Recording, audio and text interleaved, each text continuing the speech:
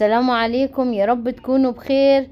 النهاردة كل سنة وانتم طيبين. النهاردة كان عندي عزومة فانا عملت الفراخ المشوية والكفتة المشوية والرقاق الطري والرقاق الناشف، عملته مع بعض على شكل البيتزا. ابتديت الاول بالفراخ. لما تكوني حابة ان انت تتبلي الحاجة تبليها من بالليل او قبليها بساعتين. فعملتها من بالليل، غسلنا الفراخ، كنا غسلينها كويس ومصفينها، ونقعتها في مية بصل وليمون وملح وفلفل وتوابل الشوي، توابل فراخ وجنزبيل، وسبتها تتنقع شوية طول الليل. وبعد كده الصبح دخلتها في الفرن في الصاج تتشوي. عملنا العصاج بالطريقة العادية. فرمت كام بصلاية وشوحتهم في معلقة سمنة وزيت، وحطيت عليهم اللحمة وشوحتهم، وملح وفلفل وبهارات اللحمة. جبت الرقاق الطري وجبت كوباية لبن وحطيت عليهم 3-4 معالق سمنة، ودهنا الصينية اللي انا هحط فيها بالطريقة دي. فتكون السمنة دافية واللبن دافي بتدي نتيجة افضل. وراح احط الرقاق وهدن الرقاق، كل طبقة هدنها، وهحط كمان العصاج بين الطبقات. لكن انتي لو حابة تحطي العصاج في النص بس، طبعا اعمليها 3 ورقات من تحت و3 من فوق، او 4 من تحت و4 من فوق، اللي يريحك. طبع العلو بتاع الصينية اللي انت عايزاه. لكن انا عملتها كذا طبقة، وحطيت بين كل طبقة العصاج، بحس النتيجة افضل فيها. لكن انت لو حابة طبقة واحدة بس في النص حطيها. وهدهن كل طبقة منهم باللي هو اللبن مع السمنة، ورشة ملح طبعا في النص.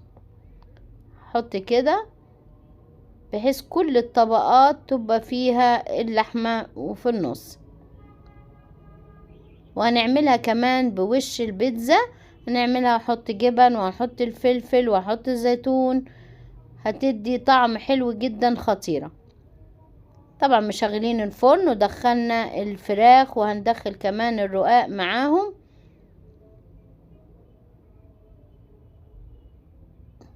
طبعا على قد عدد الطبقات اللي هو زي ما انت عايزة الارتفاع بتاعها يكون قد ايه. الطريقة دي زودت انا وحطيت دهنت برضو من فوق ودهنتها كلها. واخر طبقة كده مسكناها من تحت ودهنتها عشان احط عليها الجبن، اي نوع جبن انت عايزاها. وحطيت زيتون وفلفل الوان، او عايزة فلفل اخضر براحتك، زيتون براحتك. عملتها على وش ان هي وش بيتزا. كمان جبت اللي هو الرقاق الناشف، دهنت الصينية بالسمنة، وجبت المرق الفراخ اللي احنا شايلينه دايما في الفريزر، وهحط معاها كمان نص كوباية لبن، وهحط معلقتين سمنة معاهم. طبعا المرق الفراخ دافي، فالسمنة هتسيح معاها.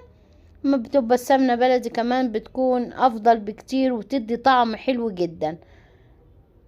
هنمسك الورق كده هنبله بالمعلقة بس، مش هحطه لان الورق بتاعي اللي هو الرقاق خفيف، عشان ما يتكسرش منك. حتى لو اتكسر منك حطيه في النص، بس اهم حاجة الطبقة اللي في الاخر والاولانية هي اللي تكون سليمة.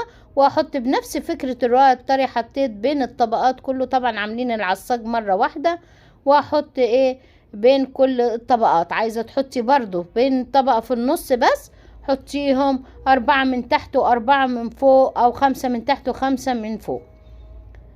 بالطريقة دي. وراح احطها وهشرب برضو، هنشرب باقي اللي هي هنحط شوية برضو عليهم كده بالكبشة. وهنعمل الكفتة. جبت اللحمة فرمتها، وحطيت كمان معاها نسبة دهون هتكون 10%، او تجيبيها مفرومة انت من الجزار. وهحط مية البصل، حطيت بصلة عليها وملح وفلفل وتوابل الكفتة، وعلى طول صبعتها وهحطها في الطاسة دي انا كنت محمرة فيها لحمة برضو، فهي مكانها، فانا حطيت مكانها على طول برضو الكفتة.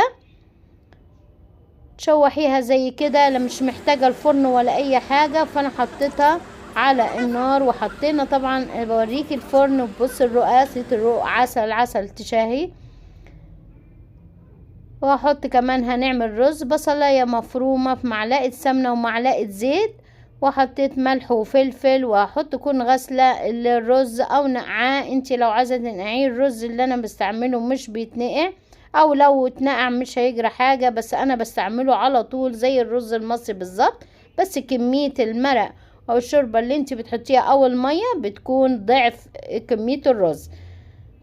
حطيت لورا وحبهان، وحطيت اللومي اللي هو الليمون المجفف، وطبعا مسخنه المية وحطيتها، وحطيت مرق معاها وملح وفلفل. وهنشرب برضو، وحطيت بودرة الزعفران. بودرة الزعفران بتديها لون حلو زي الكهرمان بالظبط الطريقة دي. وهنقلبها، واول ما تغلي هنغطيها ونسيبها لغاية ما تستوي.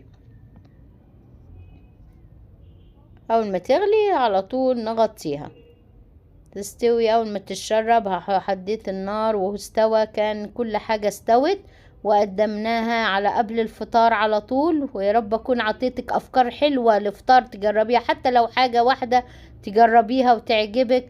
وان جربتيها وعجبتك تنسينيش في اللايك والشير واشتراك في القناة. كل سنة وانتم طيبين.